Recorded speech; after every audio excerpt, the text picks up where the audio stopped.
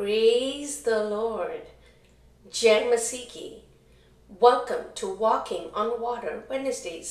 मेरा नाम है अंजलि नाथ. आइए हम मिलकर परमेश्वर पर निर्भर होना सीखें. आज हम अपनी बातचीत को जो हम पैराबल ऑफ द सोअर की कर रहे थे, बीज बोने वाले का दृष्टांत, उसे कंटिन्यू करेंगे, जो हमें मरकुस की पुस्तक उसके चौथे बाब उसकी 1 से 20 आयत तक मिलता है. Mark 4:1-20.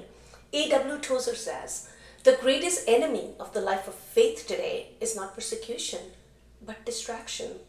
आज के समय में विश्वासी जीवन का सबसे बड़ा दुश्मन सताव नहीं बल्कि ध्यान भटकाना है.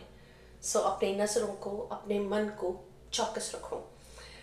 सो आइए इससे पहले हम इसके विषय बातचीत करें. इमेजिन करें कभी भी आपने किसी की फील्ड देखी हो, अपना गार्डन देखा हो, अपना बैकयार्ड देखा हो, फ्रंट यार्ड देखा हो, और उसमें अपने बीज उगते देखे, और कैसे वो बीज अगर ना निकाले गए तो वो फैलते जाते हैं. तो उस विजुअल को होल्ड करके रखें. हम वर्स को देखते हैं. वर्स 7. कुछ झाड़ियों में गिरा और झाड़ियों ने बढ़कर उसे दबा दिया और वह फल ना लाया. यीशु मसीह जब अपने चेलों को समझाते हैं, वो वर्स 18 और 19 में कहते हैं, जो झाड़ियों में बोए गए हैं वे हैं जिन्होंने वचन सुना और संसार की चिंता और धन का धोखा और अन्य वस्तुओं का लोभ उनमें समा कर वचन को दबा देता है और वे निष्फल रह जाते हैं. रिकैप में देखते हैं. हमने पिछले कुछ हफ्तों में जब इसके विषय बातचीत करी, हमने देखा कैसे कुछ बीज मार्ग के किनारे गिरे, पक्षियों ने चुग लिया. शैतान तुरंत वचन को उनके दिलों से चुरा लेता है.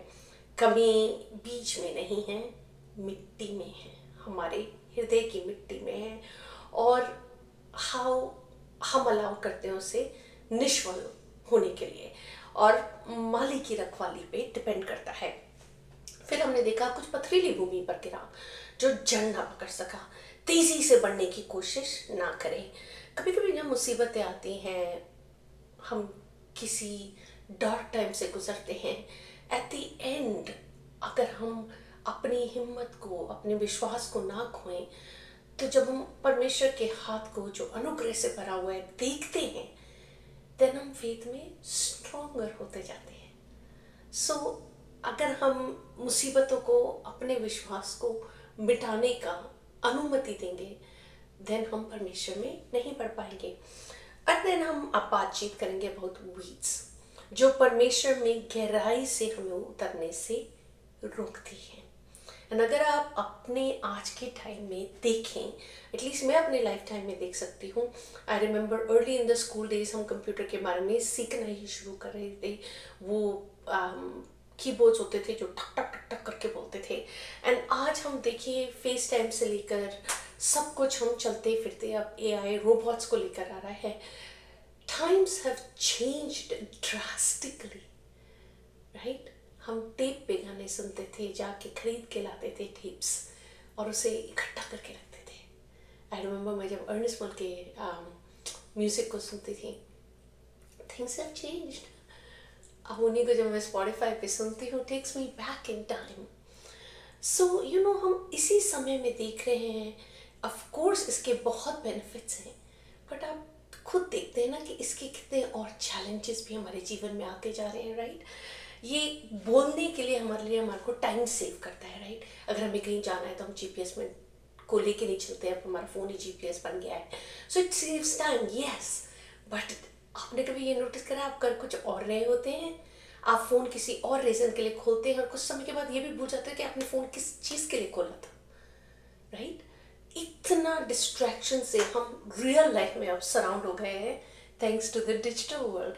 सो अगर आप रोज़ जब उठते हैं और आप अपने थिंग्स टू डू की लिस्ट को सोचने की कोशिश करते हैं ना, उसे पुट अवे करके फ्रेश उठें, परमेश्वर के साथ संगति करें और फिर अपने दिन को शुरू करें। The day will look so much more different.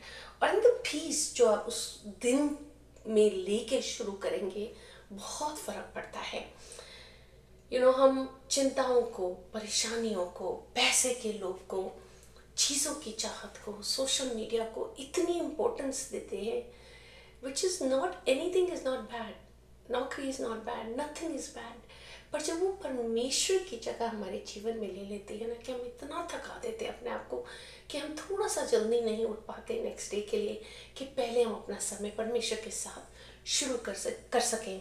और धीरे धीरे धीरे धीरे धीरे हम रियलाइज़ भी नहीं करते, और कैसे शैतान बड़ी ईजी से हमारी लाइफ को स्वीप करने लगते हैं। ये परमेश्वर की बातों को नेसेसरीली हटाती नहीं है, ये डिस्ट्रैक्शंस, पर दबाती हैं, चोक करती हैं कि वो स्पिरिचुअल फ्रूट ना ला सके। जैसे किसी की कोई गर्दन दबाता है, चोक करने का मतलब होता है, अगर हम वीड्स और कांटों को देखें, अगर वो साथ साथ उगते हैं ना गार्डन में, पहली बात तो अगर आप ना उनको निकालें तो वो फैल जाते हैं, राइट।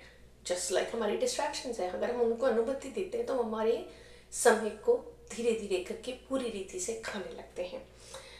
एंड वो पौधों को पूरी रोशनी नहीं लेने देते, पूरा मिनरल नहीं लेने देते ग्राउंड से, हर चीज़ को चुराते हैं, राइट, एंड टेक ओवर करने की कोशिश करते हैं वीड्स। पर अगर आपके गार्डन में वीड है तो आप क्या करते हैं? आप जाते हैं और उन्हें निकालते हैं, राइट। वाई? क्योंकि आपको अपने गार्डन को फलदायक देखने का शौक है, और आपको पता है अगर आप नहीं निकालेंगे वो डिसअपियर नहीं होंगे अपने आप से, अनलेस आप खुद से उन्हें निकालें। तो ज़रूरी कि हम अपने हाथों से खुद से उन डिस्ट्रैक्शन को चूज़ करें निकालने की। लेंट का सीज़न जब था और मैंने सोशल मीडिया डिलीट किया था, I found it so refreshing. Honestly after a few while मैंने मिस भी नहीं किया था, एंड जब मैंने वापस इंट्रोड्यूस किया तो मैं भूल भी गई थी कि मेरे पास वो ऑप्शन है। एंड कभी कभी जब मैं लाइन में खड़ी होती थी और मेरे पास कुछ और नहीं होता था करने के लिए, या डॉक्टर के ऑफिस में वेट कर रही होती थी, तो मैं स्क्रॉल कर लेती थी। बट स्लोली स्लोली स्लोली अगर मैं अब देखूँ, देन मैंने वही पेस पिकअप करने की कोशिश कर ली है। एंड ये रियलिटी हम सबकी लाइफ की बन गई है। अगर हम खुद से कोशिश नहीं करेंगे तो हम जयवंत इन चीज़ों पर नहीं हो पाएंगे। सोली हमारा डिज़ायर परमेश्वर की तरफ से कम होता जाता है।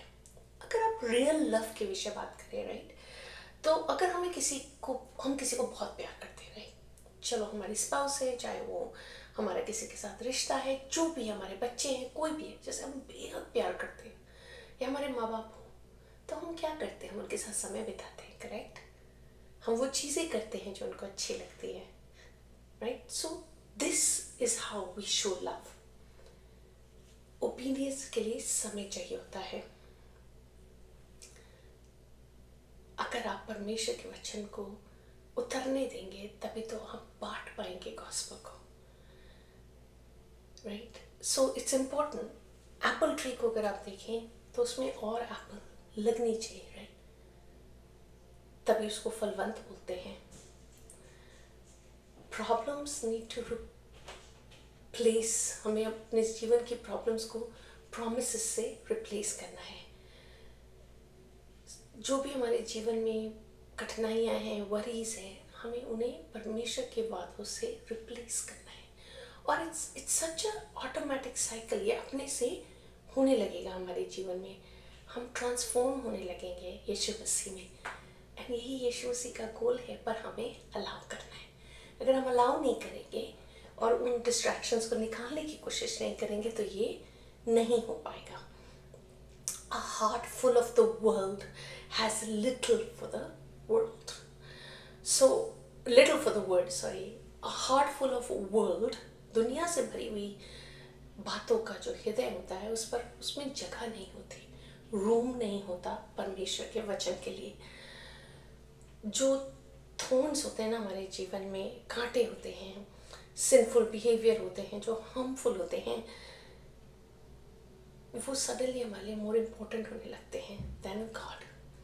चैलेंज के लिए देखेंगे कलुसियों 3:2, पृथ्वी भर की नहीं परंतु स्वर्गीय वस्तुओं पर ध्यान लगाओ। ये वो बातें हैं जो हमें खुद से अटेम्प्ट करनी है, कोशिश करनी है। आइए हम प्रार्थना ही करते हैं। God, we thank you. You're a good, good Father. आप भले परमेश्वर हैं, अच्छे परमेश्वर हैं। हम धन्यवाद करते हैं। अपने हाथों को खोल के, अपने हृदय को खोल कर प्रभु आपके आगे रखते हैं।